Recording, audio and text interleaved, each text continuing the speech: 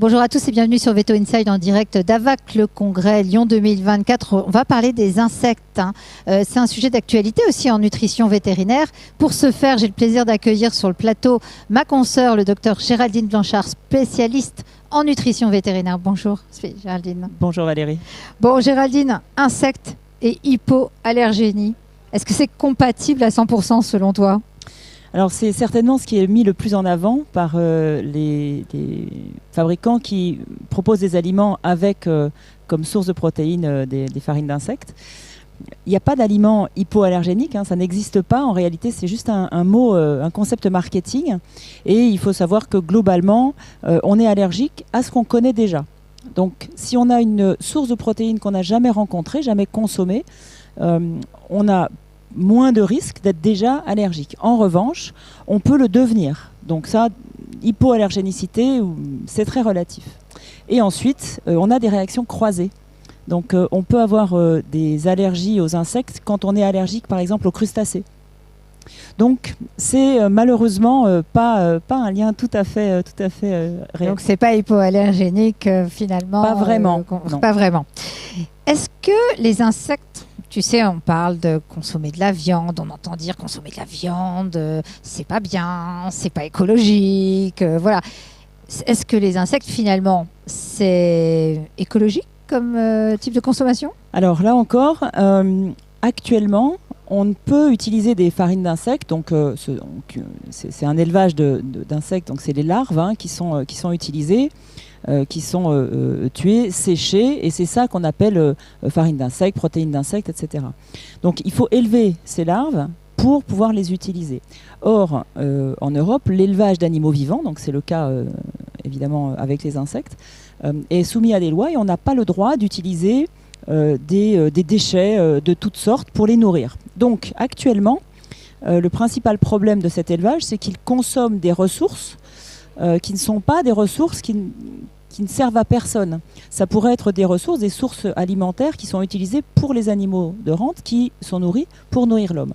Donc actuellement, l'impact écologique des insectes n'est pas du tout ce qu'on imagine. C'est-à-dire qu'il faut prendre vraiment tous les entrants, tout ce qui permet et ce qui fait qu'on utilise ces sources-là pour le pet food. Et actuellement, c'est un impact écologique très élevé.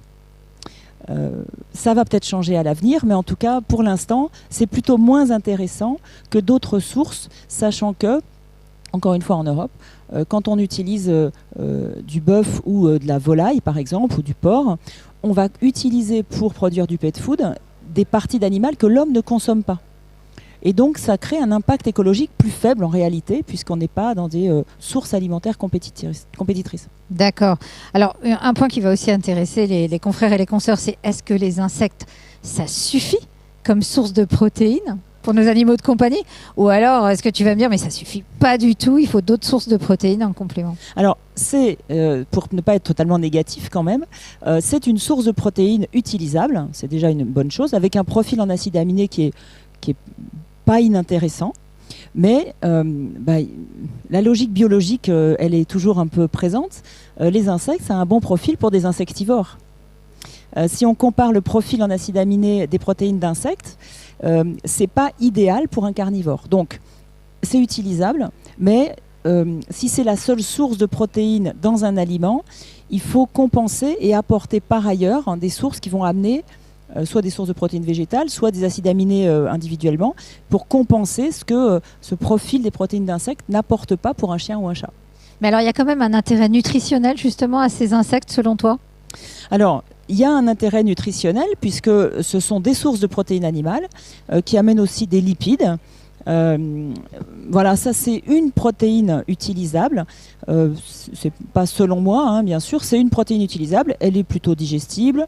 L'appétence, ça dépend un peu de comment on fabrique. C'est pas forcément ça peut être un peu variable selon les études qu'on a.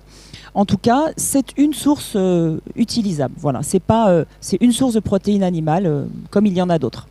Et alors, la question finale, est-ce qu'il y a des risques nutritionnels avec les insectes ? Alors, les risques nutritionnels, c'est si on a un aliment qui n'est pas très bien formulé, qui n'est pas très bien équilibré pour sa cible, pour le chien ou le chat concerné. Et globalement, c'est si on n'est pas assez bon techniquement, on peut se faire un petit peu avoir sur la composition des farines d'insectes qu'on achète en étant fabricant. Parce que quand on a ces sources alimentaires, il y a aussi la cuticule de l'insecte. Donc en fonction du stade larvaire qu'on a utilisé, à partir duquel on a fait notre source de protéines, il y a une composition différente. La cuticule peut prendre une place différente et c'est un petit piège parce qu'il y a des éléments dans cette cuticule qui peuvent vous faire croire qu'il y a certains nutriments dedans alors qu'en fait ils ne sont pas disponibles. Donc vous analysez, ils y sont, puis en fait ils ne sont pas disponibles pour l'animal. Et à l'inverse, il peut y avoir des dosages où on se dit « Oh là là, il y a énormément de centres de fibres », puis en fait, c'est la cuticule et donc on s'en fiche un petit peu. Donc ça demande une bonne technicité dans la formulation. Donc, ça peut être un petit peu piégeux. Voilà le risque qui n'est pas sensu stricto la composition, mais la compréhension qu'on a de cette matière première qui est quand même un petit peu particulière. Un mot de la fin sur les Un mot de la fin, une protéine animale, actuellement certainement un peu survendue, c'est-à-dire que c'est cher si on veut de la qualité, il faut beaucoup de contrôle. L'impact écologique actuellement est élevé, contrairement à ce qu'on peut entendre. Et si on a des aliments avec cette hypoallergénicité, c'est simplement parce que c'est une protéine très très chère. Voilà, donc c'est certainement un argument qui limite la composition. Donc ne pas croire que parce que c'est une protéine d'insecte, c'est mal ou c'est bien, ça n'a pas trop de sens. Et garder, en tant que vétérinaire, garder raison. Et donc, quel que soit l'aliment qu'on donne, aliment complet avec des insectes, bien regarder l'animal après 1 ou 2 mois pour, même si on s'est débarrassé d'un problème qu'on avait avant, vérifier qu'on n'en acquiert pas un nouveau.